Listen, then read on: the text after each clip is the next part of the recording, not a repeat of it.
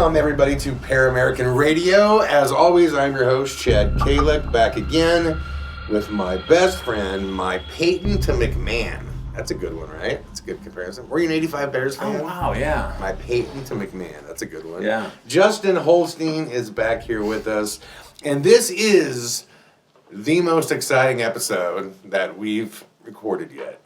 To all of you out there, you guys heard a long time ago. And just so you know, I usually introduce Tinder Steve. We will get to Tinder Steve in the second half of this episode. But the reason Steve is going to be on a little bit of a tape delay here is because, several episodes ago, you guys heard me talk about how I was on the hunt for an agent, and Kurt was setting up, meetings left and right. And it was all about finding the right guy.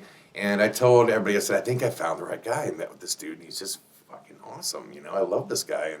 And as things progressed, eventually I announced to you all that I had signed with everybody. And then I finally said your name. I said, it's Rich Super of the Gersh agency. And since then, I can honestly say this. Not only has Rich done an amazing job with what I have to work with, I can also genuinely say that he's one of my favorite people on planet Earth. I love getting calls from this guy. I do nothing but laugh, and he's amazing at making an artist feel important and doing the work back up to show that they're important. And he is the man behind the Sir No Face Lives tour, which all of our fans right now are waiting with bated breath to hear dates and venues, and that's all coming. He is here with us in the studio. I can't Mr. believe Richard it. Super. Tell them. First of all, that's a great build-up. I want you to tell them how I arrived via your today? show. Yeah. He was supposed to be here at 7, and which is funny because Rich is never late for anything.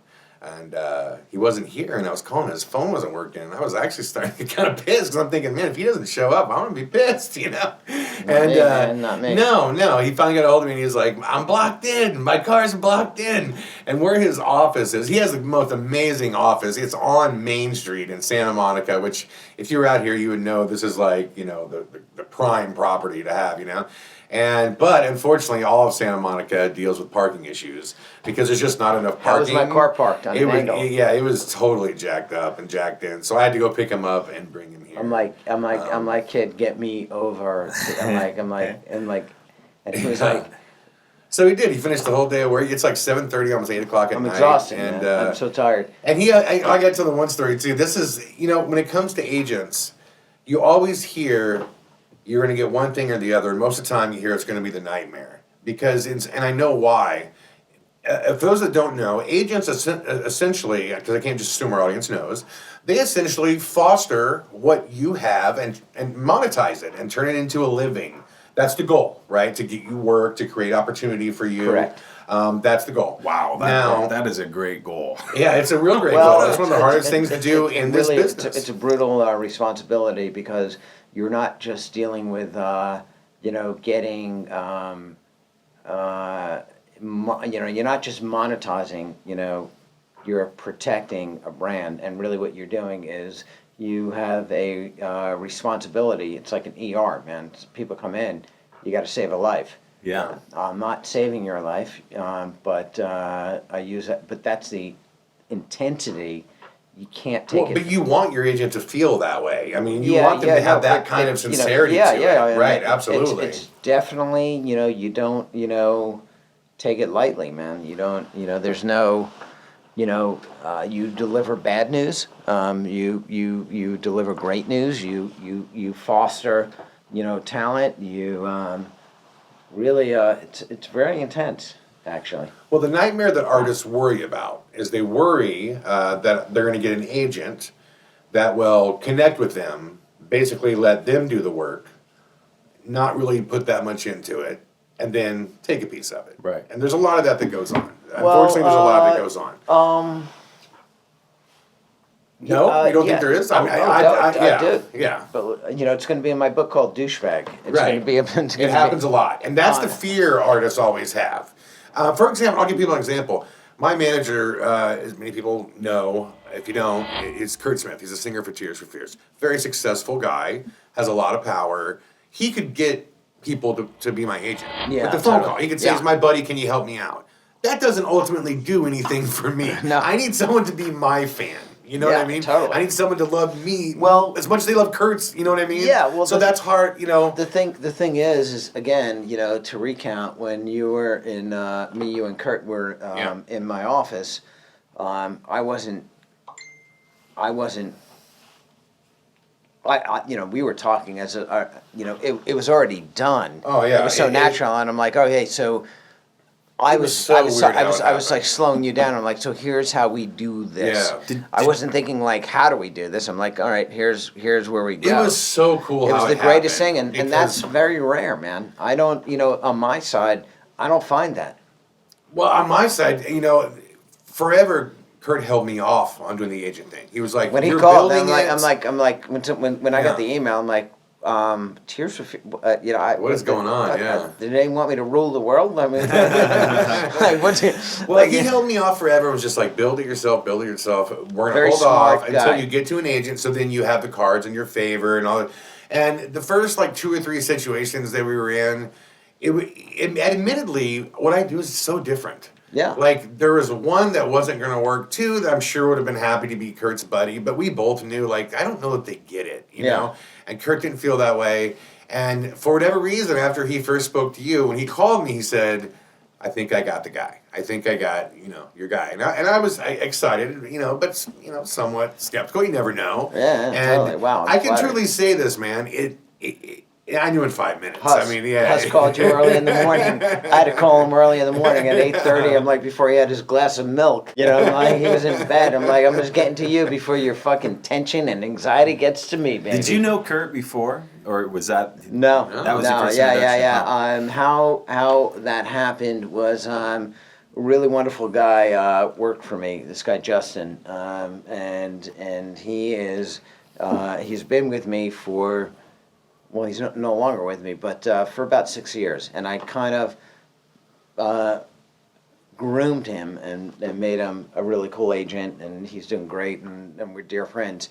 And he's now at CAA. So why he's at CAA is because there was a shift in a certain sector of the business, and I knew when that shift happened, I'm like, dude, they're going to come after you, you know, and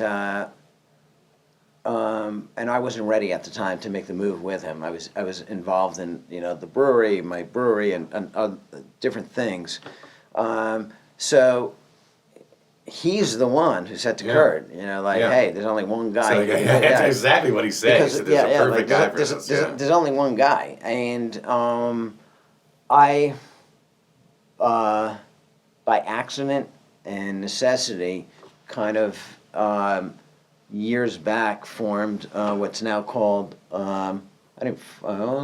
definitely one of the early founders of alternative and lifestyle, and there are different divisions now and companies that deal with that. And I really did it because I just had to stay ahead of the curve, man, and keep the flies off my back. You know, I was a young independent guy, and I just never wanted them to figure out what I was doing to make a living. When I say them, the major agencies. So, and when it comes to paranormal or psychics or mediums or, like, you know, I just always have an open mind to that. I'm not a believer that life is black and white. I think there's a lot of things that, you know, we can't, you know, articulate and explain or rationalize, and just went for it. Huh. Well, what's interesting is with the emergence of reality television, came this new market of stars. If you remember back in the day when we have friends that were involved in the early burst Real Worlds, back in the day, they made no money. They starved to death. And it took minds like Richard to go, wait a minute, they have, you know, massive fame, but they don't have a vehicle. You know, how do we figure out this vehicle, basically? And I think it's awesome. I mean, because you've worked with, just so people know, I mean, you've worked with everybody like, gosh, I think it's Richard Lewis is one of your, right? Totally, like Pauly Shore. I just on the phone, he's got some meeting coming up with Kevin James's people, all this stuff. I was like hearing all this shit as I right around the guy, dude, like what the hell, you know? We were the Deadliest Catch guys, Sig, and all those guys. Sig and all those guys, which I spoke to Sig about. You, loves you to death. I mean, Sig is awesome, man. I mean that that was a cool thing. So in the midst of the popularity of Deadliest Catch, you know, like most people, I was like, oh my God, I cannot believe this show, and I cannot believe what these guys do. Like, you know, I go to work in the morning. I'm not in the Bering Sea, you know, at you know, dealing with 80-foot swells.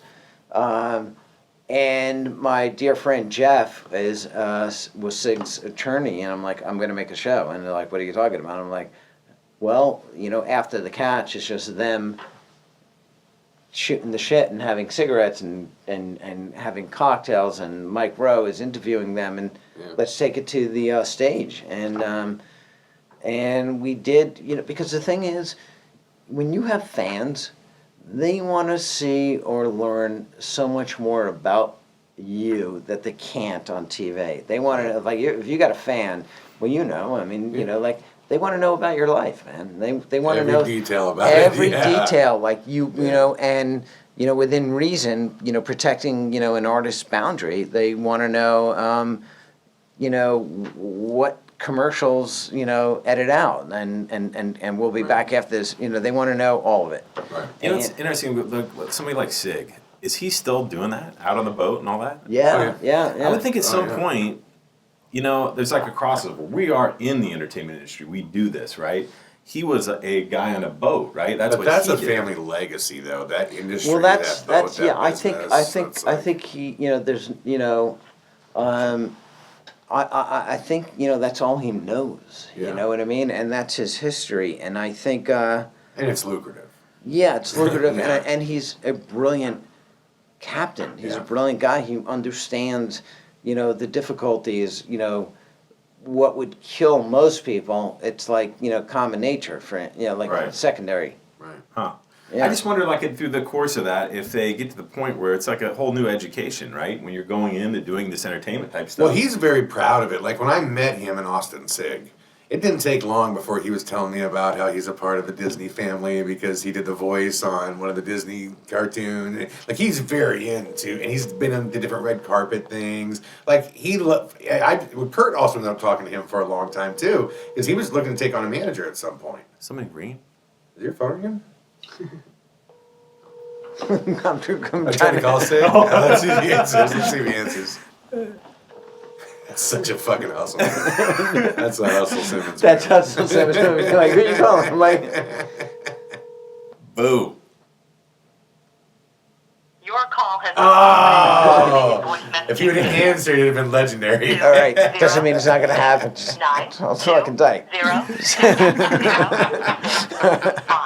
is not available. All right, I'm not calling my wife again. Please record your message. When you've finished recording, you may Let's say hello hang to up Sig. or press 1 for more options.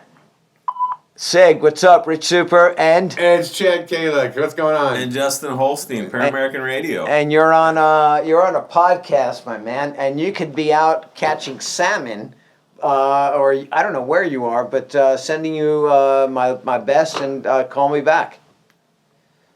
Let's see if he did.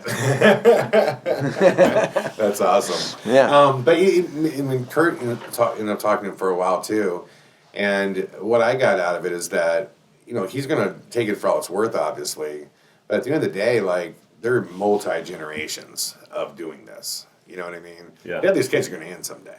You know Well, what I mean? This thing could go on forever. Look, here's the thing. It's going to end, but they're not going to end. It's going to be like, it shit continues, and Right. Especially in today's world. and that's what what's he going to do? Like, even with all the exposure and celebrity, I'm like, at the end of the day, that's what that family does. Yeah. It's just kind of like this. It's like Ronda Rousey. You start off, you're beating people down. Then you start getting on movies. You start getting this whole new lifestyle with money. Do you really want to just wake up at 4 a.m. and train in the gym and do the whole, I would think not. Yeah. But you're seeing that too, because like Conor McGregor is fixing to do this Floyd Mayweather fight. Yeah. It's 80 to 100 million he's going to make. Of course, because he doesn't want to get his head. He would take 5 fights to make that much in the UFC. I think he's going to get his. I think that's crazy. I think. Well, let me back up. here's his really brilliant, fighter, Connor. I mean, let's face it, Connor's amazing. deadly guy. Yeah, deadly. Brutal guy. Beating people in ways people haven't been beat. I mean, Exactly. just destroying people. Yeah. Right, exactly. And Con, if you're listening, I need you to get my back, all right? I hustle, but I don't rustle. You just gotta fucking help me out. He could be the new Ray Donovan. Yeah, of well, Hollywood. Who, me? No. Oh, well, Con? you too. Yeah. Connor. Oh, definitely. Yeah. Definitely. By the way, great show. Yeah, Oh, I amazing. love it. Yeah, Incredible. Yeah. I would think you could relate to that, I mean, there's a lot of, I don't know, I know you're not a fixer, you know what I mean? I know you're not beating people or anything, but Dude, at least I don't Dude, think I you got are. a spiffy little fucking pocket hanky. I don't do that shit.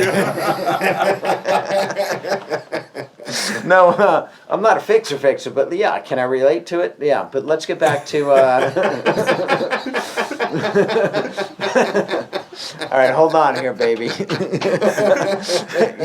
he cracks up. Do you know that when I call Chad, he cracks up? I don't even say anything. I'm like, he can't even believe I'm calling him in the morning, and he's laughing. Yeah. I'm like, dude, it may not be great news. He's like hysterical.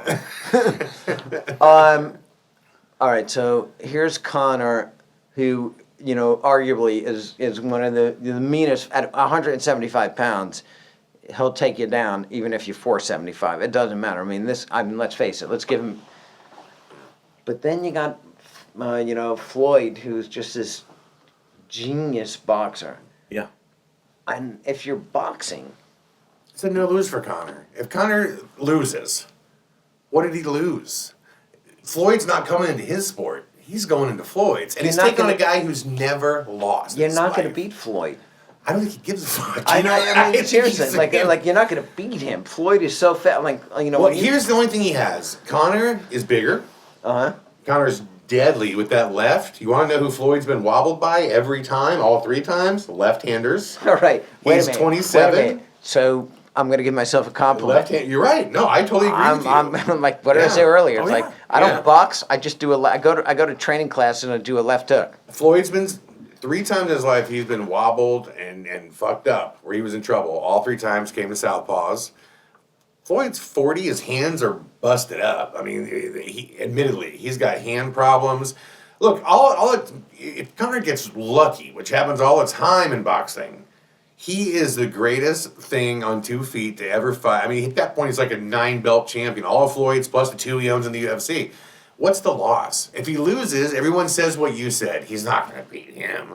Well, hey, he tried. Big fucking deal. He's 100 million up. It's a brilliant move, man. Yeah, Floyd's going to fucking pummel him on a one-on-one fight. I mean, if it was Floyd doesn't pummel anybody. He hasn't knocked a guy out since 96. Yeah, it doesn't matter, man. He just tags him. Yeah, but he's so, shuck and jive. He's amazing. He's obviously. Listen. I've been to Vegas a lot of times. Yeah. I've never been to Vegas when he threw out fucking bundles of hundreds and I fucking collected it. Money. Right. I'm like, can I have a Grey Goose and fucking Floyd stack? Well, how old is he? He's 40. 40. Okay. Well, 40. He's 27.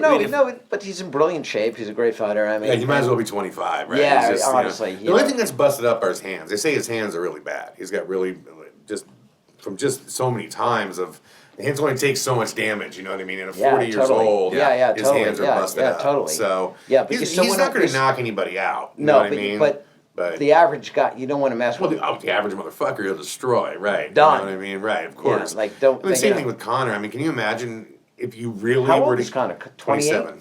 27. Yeah, he's an animal. Oh my God, he has so many years of killing people. Yeah, that's not literally, but Yeah, I just think he just had his baby, either he just had it or he's going to have it any day now. I think he's got a kid. I think he's looking at it financially. He's saying, the UFC can't pay me like boxing can. I think Dana White's a fucking terrible promoter.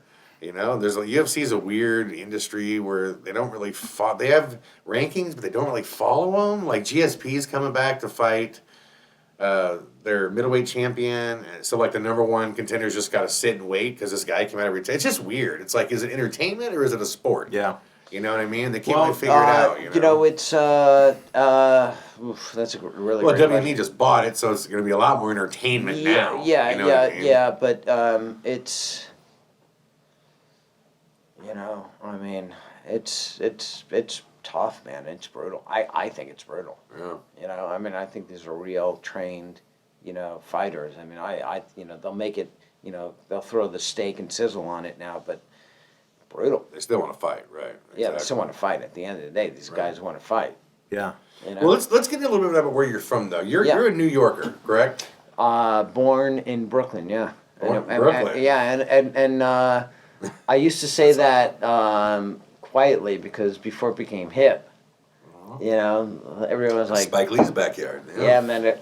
Before it became hip, I was like, oh, Brooklyn, and now I'm like, I'm born in Brooklyn, you know, and like, oh, you're like, really, like it's Beverly Hills, like, you know, hipster, you know, born in Brooklyn, Sheepshead Bay, a classic ethnic background, you know, like Jewish, Greek, Italian. There were mafia figures. There were like, it was like, you know, it was You down and grew up dirty. with it. Yeah, it was You down have and dirty. seen some shit, as they say. I've seen shit. Were you boxing as a kid, like when you grew up? Or? No. The way I got out of fights was with jokes.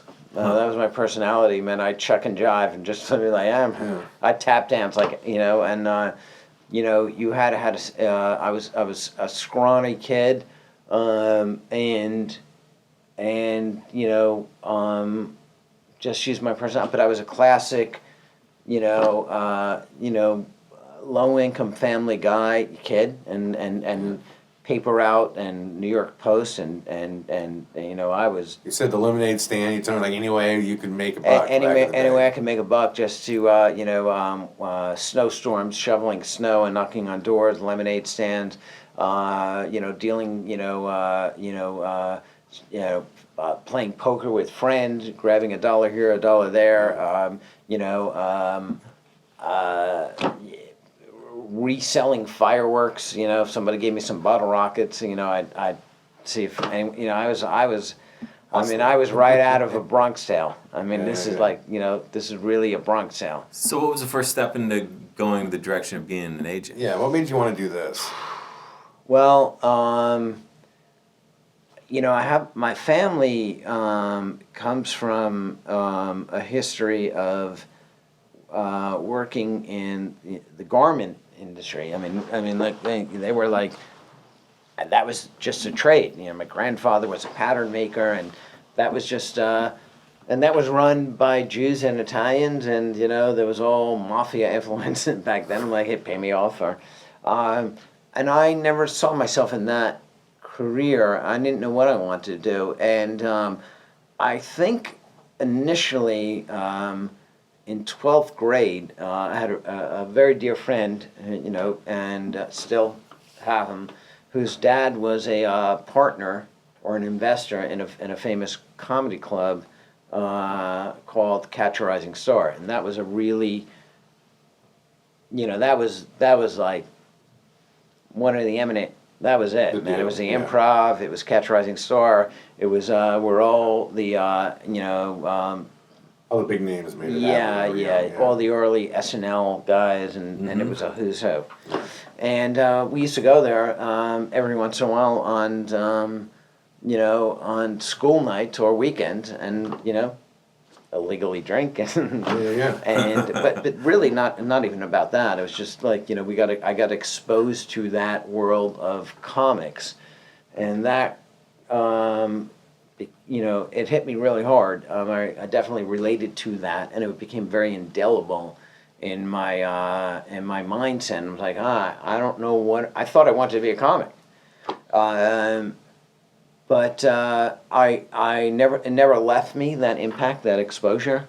And as I flopped and flipped into different careers, I decided I wanted to be an agent with the help of a friend. I basically was booking a room downtown in New York through a friend. I didn't know what I was doing, but I kind of got my fast exposure to that, and then I went to a company that was looking to hire an assistant, and they had at the time Jay Leno and Seinfeld and Dennis Miller and Damon Wayans and a bunch of different people, and I didn't know what I didn't know. I just kind of went blind into it. I didn't even know what an agent did. I didn't. You don't throw a a dart and be like, I want to be that. Right. I didn't know. You know, Yeah. I mean, for all I knew, I was going to be in Hollywood Hills, you know, with an ascot and a bathrobe, you know, with a phone saying buy, sell. I really, you know, from the Flintstones, I didn't really know.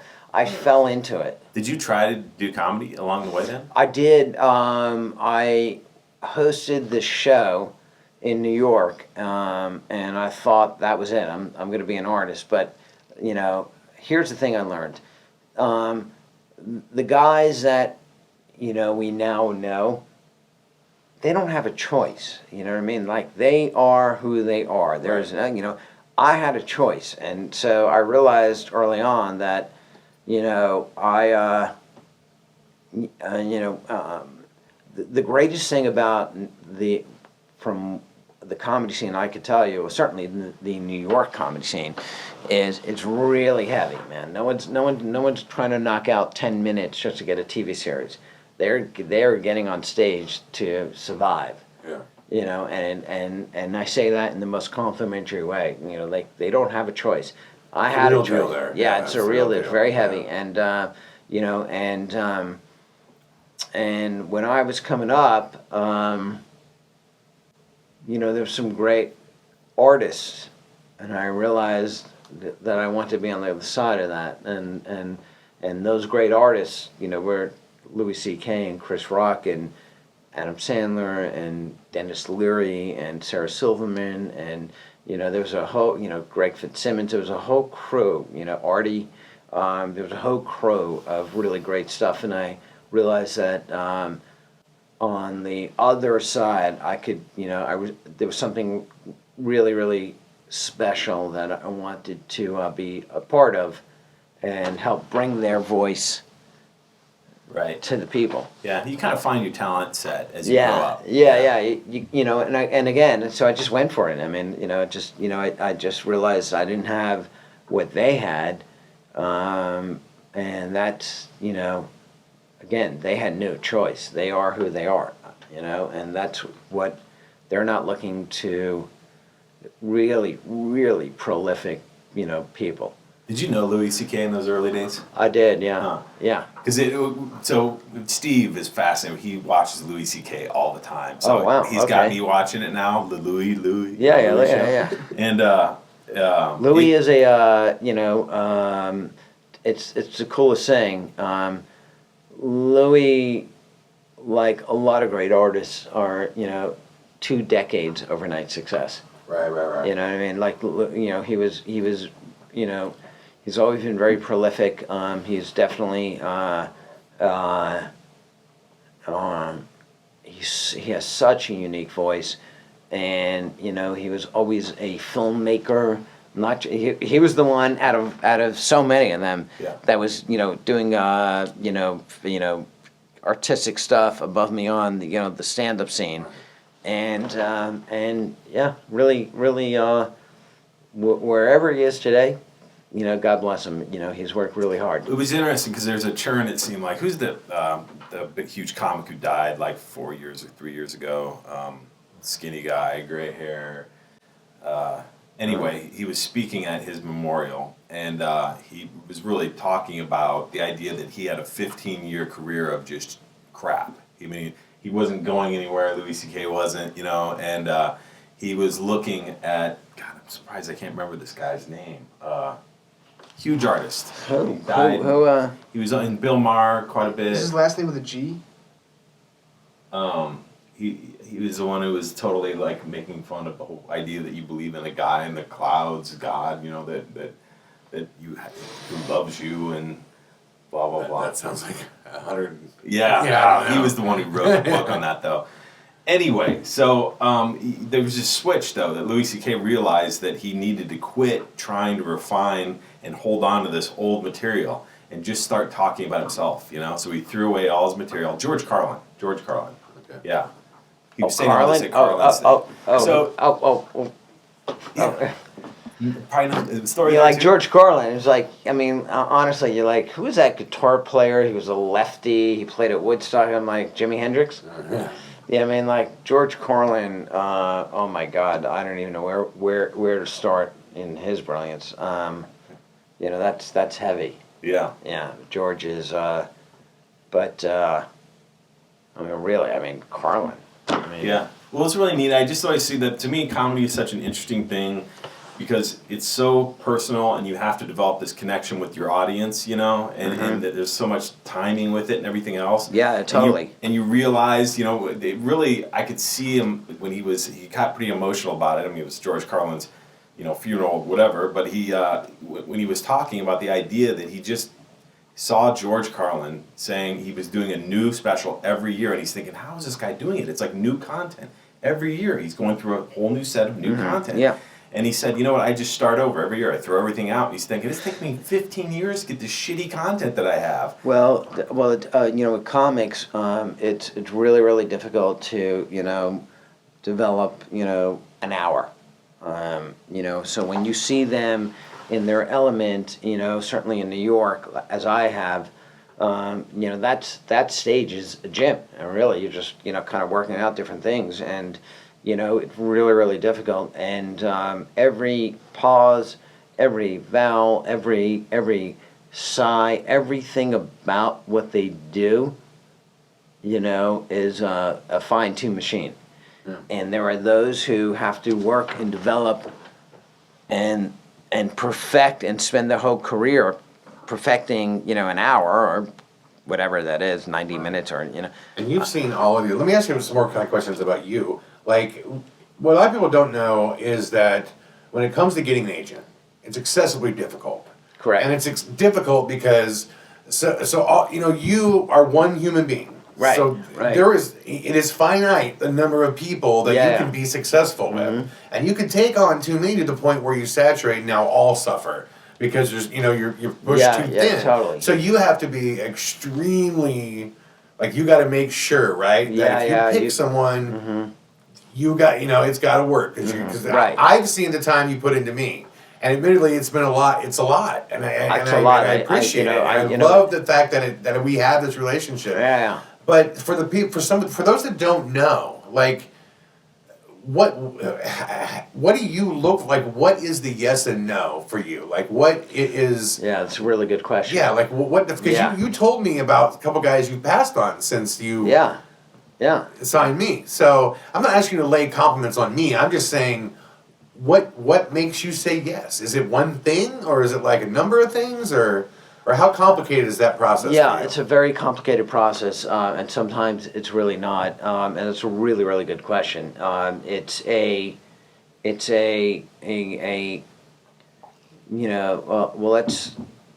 take you.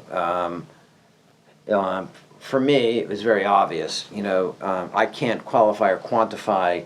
What I was, expecting. In that meeting. Right. But when me and you started talking, it was very clear that there was a connection, and I didn't have to. If I had to think how am I going to make this happen? I probably wouldn't, have signed you. Sure. I wasn't thinking that. I was like, it was just a very obvious, natural. Okay, I get what he's saying. I hear him. There's someone I could work with. And there's I can't tell you that there's a specific formula. I don't go by all right, check A, check B, check C. Oh wow, he's hit all the boxes. It's just a thing you kind of know. Yeah. It's a thing you kind of know, and there are some great artists that that I'm really, really interested in right now, and I'm very hesitant because I'm like, well, how am I going to do this? You know what I mean? And if I have to say how am I going to do this, a lot of times I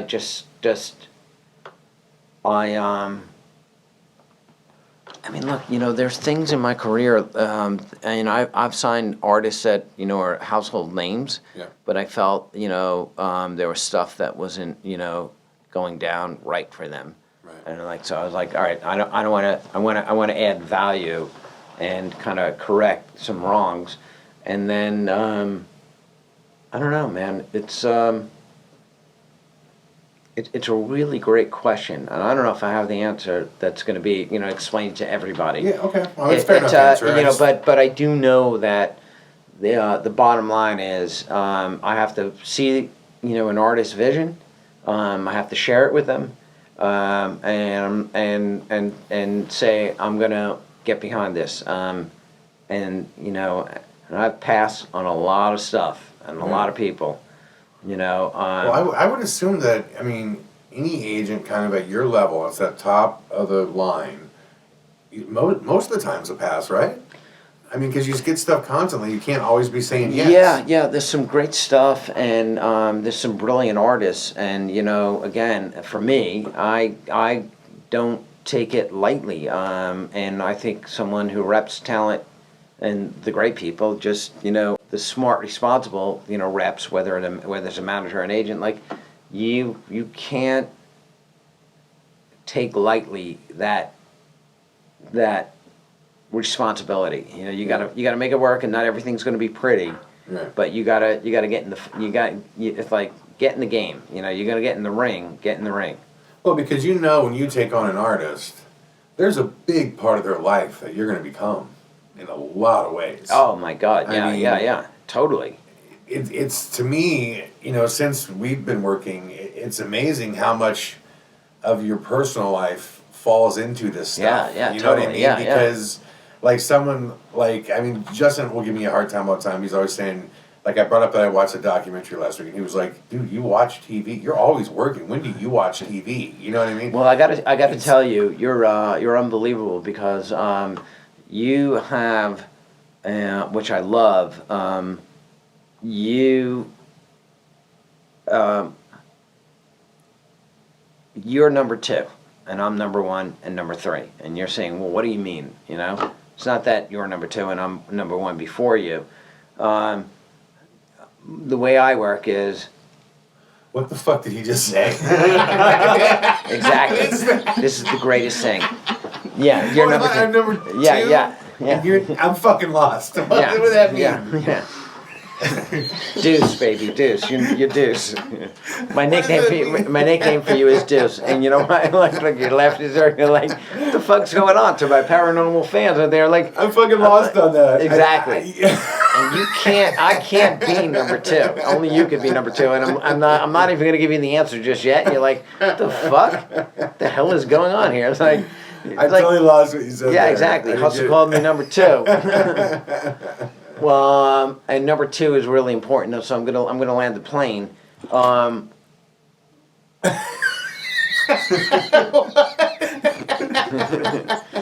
You're laughing like I'm dragging you off a fucking United flight. I'm gonna land the plane. I'm gonna land the plane. You mean number 1 and number 2, like we're a pilot and a co-pilot? No. No. What do you mean? No, I think number 2 is.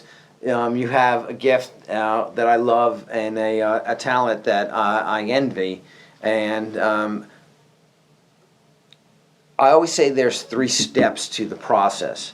Whatever that means, whether it's doing a tour, whether it's a podcast or writing a script. If you look at scripts, or look at movies, there's always 3 steps. It's the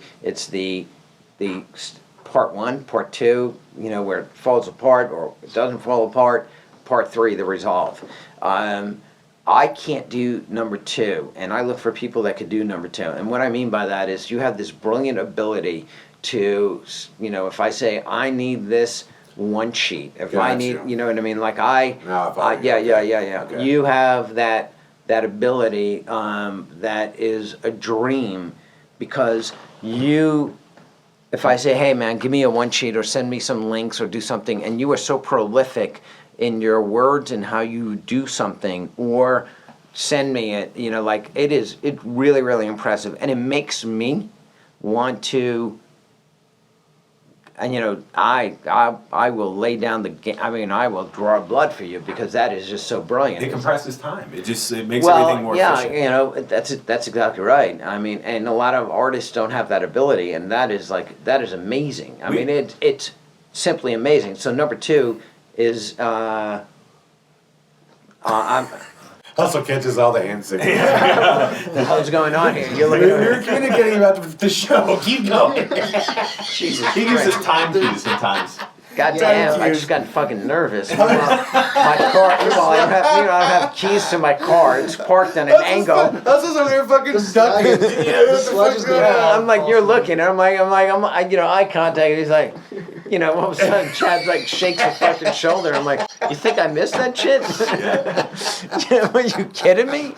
What the fuck? You think you wink and blink and I don't? We're just talking about time. You're all good. All right. Don't you appreciate that I caught do. it? Russell's on it. Nothing gets past him. Fuck. He looked at Eyes in the back Steve. He of his looked head. at How do Steve you like see that? Steve is fixing to knife him. He kind of goes. By the way, ladies and gentlemen, she's going to talk about this. This is going to be talking. He looked at Steve like he was going to shiv him. He get ready to stop like, what the fuck's coming at me? You'll be talking about this episode for ages. PARAMERICAN RADIO. Beautiful friend. It's the end.